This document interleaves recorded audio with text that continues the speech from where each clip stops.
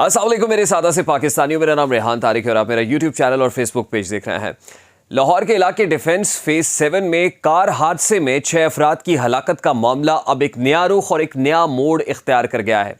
इब्तिदा में मालूम हुआ कि एक जुवेनाइल क्राइम है। ये एक जुवेनाइल केस है जिसके अंदर नाबालिग कम उम्र कमसिन कार ड्राइवर से एक चोक हुई है और इस भूल के अंदर उसने अपनी गाड़ी को एक फैमिली जो एक गाड़ी में सवार थी उसके साथ टकरा दिया, जिसके नतीजे में उस गाड़ी में सवार 6 अफराद मौके पर ही दम तोड़ गए, जिसमें 4 एडल्ट्स थे और 2 बच्चे थे। उन 2 बच्चों के अंदर एक 6 माह का बच्चा भी शामिल था। ये एक इंतहाई दिलखराश वाक़या था जिसने हर ज़ीरू को झंझोड़ कर रख दिया था। जो दर्द दिल रखने वाले हैं वो इस पर दिल गिरफ्ता थे। ये वाक़या हुआ कैसे, अब इसके अंदर एक नया रुख और एक नया मोड़ आ गया है जो यकीनन सुनने से और देखने से ताल्लुक़ रखता है। वो तफसीलात हम आपके सामने रखेंगे और तब तक आपको समझ नहीं आएगी जब तक आप ये वीडियो एंड तक देखेंगे नहीं। इसमें जो इस वाक़े से जुड़ी हुई सारी डिटेल्स हैं वो हम 1 बाय 1 आपके सामने रखने की कोशिश करेंगे और तमाम तर स्टेटमेंट्स हमने कंपाइल किए हैं कि इस हवाले से क्रिमिनल खुद क्या कह रहा है जिसने एलिजिडली ये क्राइम किया है और जो विक्टिम्स हैं वो क्या कह रहे हैं। और ख़ास तौर पे निगरान वज़ीर आला पंजाब सैयद मोहसिन रज़ा नकवी ने ख़ुद जो मुतासरा अफराद हैं उनके घर का दौरा किया है, दाद रसी का कहा है और उन्होंने पुलिस को क्या इंस्ट्रक्शंस पास ऑन की है। जिस वक्त ये वाक़या पेश आया तो उस वक्त ख़बर चली कि लाहौर के एक पोश इलाके में एक कमसिन कार ड्राइवर ने एक कार हादसा किया है। गफलत से हुआ है, वो बड़ी तेज़ रफ्तार गाड़ी थी जिसने एक कार में सवार फैमिली के 6 अफराद को लुक़्मा अजल बना दिया है। और उसके बाद फिर हमने उस कमसिन कार ड्राइवर का इंटरव्यू भी सुना जिसमें एक पुलिस एहलकार उस कम उम्र ड्राइवर से ऐसे सवालात कर रहा है कि जैसे घर का कोई फ़र्द, घर का कोई बड़ा अपने बच्चे से सवालात करता है। वो ऐसा महसूस नहीं हो रहा था कि वो बच्चा किसी पुलिस स्टेशन के अंदर है, बल्कि ऐसे लग रहा था कि जैसे बच्चा अपने घर के किसी ड्राइंग रूम में बैठा हुआ है और उसके कोई अंकल हैं या उसका कोई बड़ा ही अजीज़ है, बड़ा करीबी है जो उस बच्चे से सवाल जवाब कर रहा है। एक बच्चा बिल्कुल हवास बाख्ता घर आता है, घर आके बताता है कि जी ये मामला हुआ और फिर घर वाले उससे इन्वेस्टिगेट करने की कोशिश करते हैं। अच्छा बेटा फिर क्या हुआ, फिर आगे क्या हुआ, फिर आपको कोई चोट तो नहीं आई, फिर आप कितने लोग थे, आपको मना तो किया होगा अब्बू ने। और वो कहता है जी बिल्कुल मना किया था। मैं चाहता हूं कि ये इंटरव्यू सबसे पहले आप ज़रा देखें। ये शॉर्ट सा क्लिप है और इस क्लिप को देखकर मुझे तो इंतहाई गुस्सा आया और यकीनन जो समझ बूझ रखने वाले लोग हैं जो इस वाक़े की डायनामिक्स को, इसको मामले को समझेंगे, वो भी आग बगोला होंगे। इस इंटरव्यू में सवाल करने वाला क्या सवाल कर रहा है एक क्रिमिनल से और वो जवाब किस अंदाज में दे रहा है, कितना लाइटर मोड में ये इंटरव्यू हो रहा है और फिर उसको माइक भी क्लिप किया हुआ है बिल्कुल ऐसे ही जैसे हमने माइक लगाया हुआ है। यानी एक सोची समझी प्लानिंग के तहत एक वेल नेटेड, वेल क्राफ्टेड इंटरव्यू महसूस होता है। जरा ये इंटरव्यू देखें आप। आपका नाम क्या है? अफनान शफकत बेटा कौन सी क्लास में पढ़ते हो? सर A2 में। सर A2 में। कहाँ के रहने वाले हो? सर अस्करी 11। अस्करी 11 में रहने वाले हो? जी सर। जी तो सर। कभी मम्मी पापा ने मना नहीं किया आपको कि गाड़ी आप ना चलाएं या ना लेके जाएं? जी सर, बहुत मना करते हैं वो सर। ये कमसिन कार ड्राइवर जिसका नाम अफनान शफकत है, अब उससे जिस अंदाज में सवालात हो रहे हैं ऐसे लग रहा है कि जैसे पुलिस वालों ने ये मौका मुनासिब जानते हुए एक नैरेटिव बिल्ड करने की कोशिश की, एक बयानिया बनाने की कोशिश की और फिर हमदर्दी समेटने के लिए एक इंतहाई सिंपथेटिक किस्म का, यानी सिंपथीज को समेटने के लिए उस बच्चे का ये इंटरव्यू फ्लोट किया गया है और पुलिस कस्टडी के अंदर हुआ है। और उस बच्चे से ये सवालात हो रहे हैं कि बेटा आप कहाँ थे, आपको आपके अब्बा ने रोका नहीं था? उन्होंने कहा जी बिल्कुल रोका। आपकी उम्र क्या है? आप लाहौर लिटराटी के अंदर पढ़ते हैं, लर्निंग अलाइंस के अंदर? वो बताते हैं जी बिल्कुल लर्निंग अलाइंस का मैं स्टूडेंट हूँ, मैं अस्करी फेज़ 11 का रिहायशी हूँ और फिर मेरे अब्बा ने मुझे बहुत रोका, कहा कि कार ड्राइवर के साथ जाओ, लेकिन हम 3-4 दोस्त बैठे हुए थे गाड़ी में, हम चले गए। हम मैकडॉनल्ड्स पे से खाना खा के निकल रहे थे और वहाँ पे हमने देखा कि हमारे लेफ़्ट और राइट साइड पे बैरियर्स हैं, दरमियान में सिर्फ जगह थी, 110 की स्पीड थी और सामने से एक इंतहाई सुस्त रफ्तार गाड़ी गुजर रही थी। हमारे पास और कोई चारा नहीं था इसके अलावा कि हम उस गाड़ी को हिट कर देते और फिर ये गैर दानिस्ता तौर पे ये अनकॉन्शियसली अल्लाह की तरफ से हो गया, अल्लाह की तरफ से गाड़ी आ गई। और जिस अंदाज में सवालात हो रहे हैं उससे ये लग रहा है कि इस बच्चे को प्लांट करके जुवेनाइल क्रिमिनल जो है, यानी जुवेनाइल केस के अंदर नाबालिग, नौउम्री और कमसिन इसमें ग्लोरीफाई किया जा रहा है कि बच्चा है, ताकि इस बेसिस के ऊपर इस बच्चे का एक्विटल भी हो सके। खैर ये तो थी स्टोरी जिसके अंदर हम इसलिए भी गमज़दा थे कि भाई 6 अफराद एक ही ख़ानदान के चले गए और फिर इसलिए भी थे कि उस बच्चे के घर वालों ने उसको रोका क्यों नहीं, उसको कम उम्री के अंदर जो है गाड़ी हैंडओवर क्यों कर दी गई, यहां तक हमने इसको कंडेम किया और हम आगे बढ़ गए। लेकिन अब स्टोरी के अंदर एक ऐसा ट्विस्ट आया है कि जो इस सारे मामले को बिल्कुल पलट कर रख देगा। अब हुआ क्या है? अब मामला ये हुआ है, सबसे पहले तो मैं इसको क्लियर कर दूं कि इस बच्चे की जो कम सिनी से मुतालिक बात की जा रही थी, ये बच्चा खुद बता रहा है कि वो ए लेवल्स का स्टूडेंट है, A2 का स्टूडेंट है, और A2 का स्टूडेंट 14 साल का हो सकता है। ये एक बहुत बड़ी फिक्र पे दस्तक भी है कि कितनी उम्र में वो स्कूल गया होगा। अगर 5 साल की उम्र में भी स्कूल गया, आप ए लेवल्स को समझ लीजिए कि वो इंटर का स्टूडेंट है, A2 का सेकेंड ईयर का स्टूडेंट होगा। तो क्या वो वाकई 14 साल की उम्र का स्टूडेंट होगा?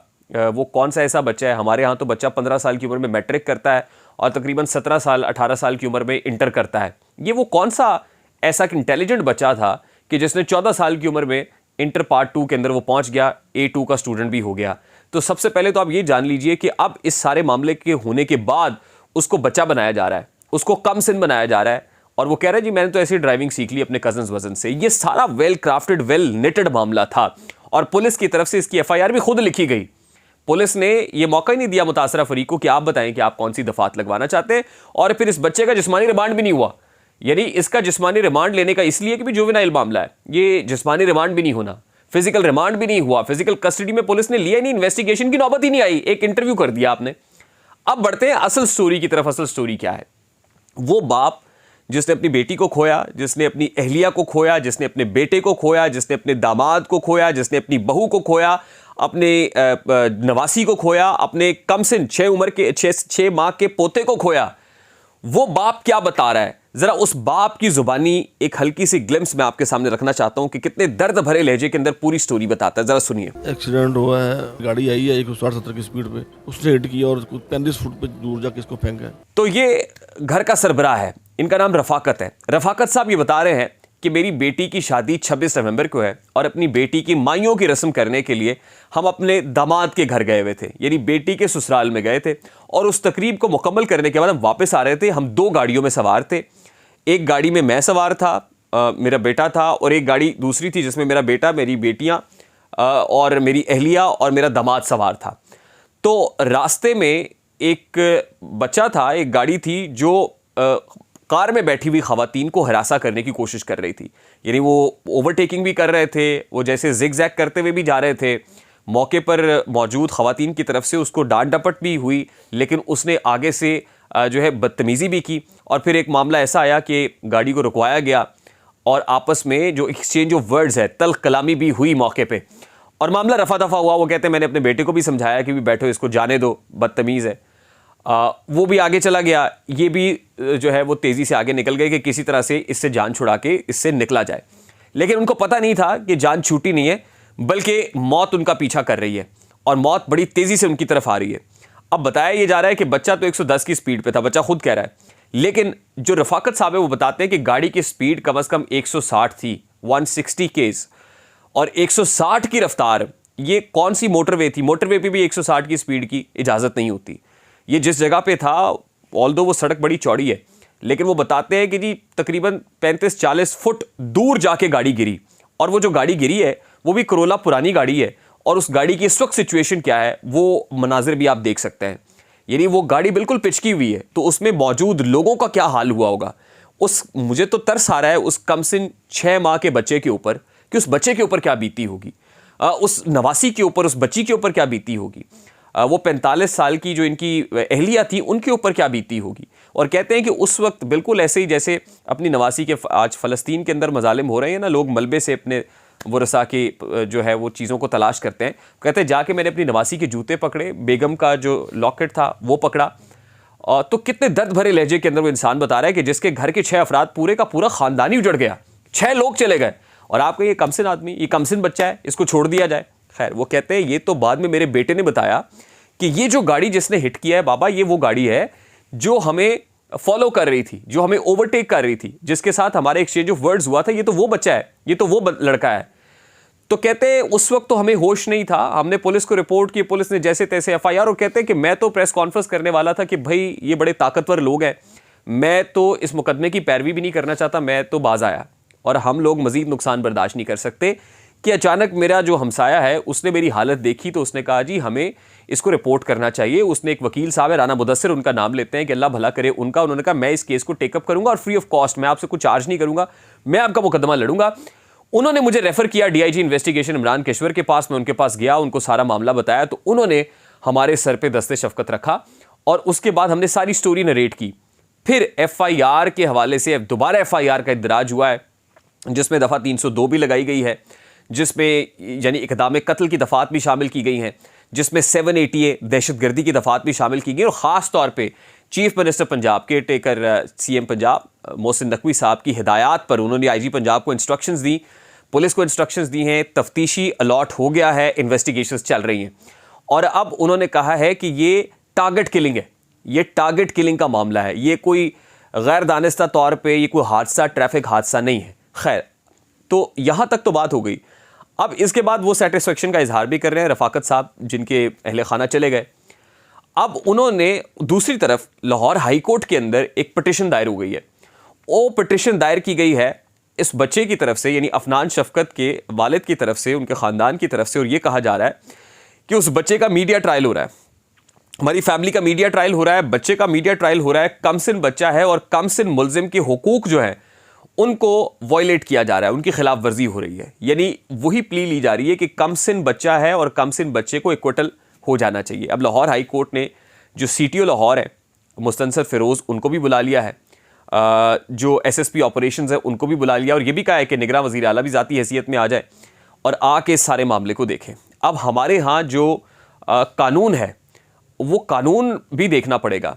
वो जुवेनाइल के हवाले से जो कमसिन मुल्ज़िमान होते हैं उनके लिए सज़ाओं की नरमी है, लेकिन यहाँ इम्पॉर्टेंट चीज़ ये है कि हमेशा जो ताकतवर होता है या जालिम होता है वो इसी कानून के अंदर मौजूद लेकुनास को जो है वो एक्सप्लॉइट करता है, उनको कैपिटलाइज करता है और आसानी से बच निकलता है। अब देखना यह कि इस बच्चे की असल उम्र है क्या वाकई 14 साल का है जैसे क्लेम कर रहा है। देखना तो ये भी चाहिए कि वो इंटरव्यू किसने किया था। निगरान वज़ीर आला तो ये कह रहे हैं कि जो पुलिस वाला उसके अंदर इन्वॉल्व था उसको सस्पेंड कर दिया गया, मुअत्तल कर दिया गया है, लेकिन इस सारे मामले को प्रॉब करना पड़ेगा क्योंकि जो मुतासरा फरीक है ना वो ये बता रहे हैं कि जब हम पुलिस स्टेशन गए थे तो ये लोग ऐसे बैठे हुए थे कि एक दूसरे के साथ ड्रिंक्स एक्सचेंज कर रहे थे, उस बच्चे को खाना वाना दिया जा रहा था, घर का माहौल बनाया हुआ था। ऐसा लग नहीं रहा था कि वो बच्चा कोई 6 लोगों को मार के आया है, बल्कि उस बच्चे को पूरा कंफर्ट जोन फराहम किया जा रहा था और फिर ज़ाहिर है उसका फिजिकल रिमांड भी नहीं हुआ। अब देखना यह है कि अदालत क्या उसको कमसिनी का को फ़ायदा पहुंचाती है। पहले तो ये इस्टेब्लिश करे कि इसकी एग्जैक्ट उम्र क्या है। मेरे नज़दीक वो 17 साल से तो कम नहीं है, 14 साल का किसी सूरत नहीं है, वो 14 साल का लग भी नहीं रहा, 17 साल उस बच्चे की उम्र है। उसके बाद ये बच्चा गाड़ी लेके कैसे आया और आज ही सेट कर दे अदालत कि ये जो जिस बच्चे के बाप के नाम पे ये गाड़ी है ना, क्योंकि उसके बाप के नाम पे ये गाड़ी है और बताया जा रहा है इसकी 11 के जो रिहायशी ये प्रॉपर्टी का काम करते हैं, ये प्रॉपर्टी टाइकून्स जो है ना, रियल एस्टेट वाले, इन्होंने बड़ा कबाड़ा किया हुआ है, ये बड़े कनेक्टेड हैं, इनका नेटवर्क बड़ा स्ट्रांग और पैसे वैसे भी बहुत हैं। पुलिस वालों का क्या है, आप हाथ मुट्ठी गर्म करते हैं, काम हो जाता है। तो उसके बाप के अगेंस्ट एक्शन होना चाहिए जिसके नाम के ऊपर वो गाड़ी रजिस्टर्ड है, उसके ऊपर एफआईआर काटे, वो तो जुवेनाइल केस नहीं है ना, और फिर इस बच्चे को इबरत का निशान बनाए। ये टेस्ट केस है पुलिस के लिए और ये टेस्ट केस है और ये निशान इबरत इसलिए बनाए कि तमाम पेरेंट्स को इबरत मिले कि आपने अपने बच्चों के हाथ में चाबी नहीं देनी। एक तो आप अपनी जान भी गंवाएंगे और दूसरा लोगों के जो ख़ानदान है उनको भी सड़क के ऊपर उजाड़ के चलते बनेंगे। आपको अंदाज़ा ही नहीं है, रियलाइजेशन नहीं है। और जब किसी बच्चे ने ऐसा काम किया हुआ होता है ना, तो उसके बाद उस बच्चे के चेहरे से पता चल रहा होता है, वो तो बात नहीं होती, कपकपा रहा होता है। लेकिन यहाँ पे तो हमने ऐसा कुछ भी नहीं देखा।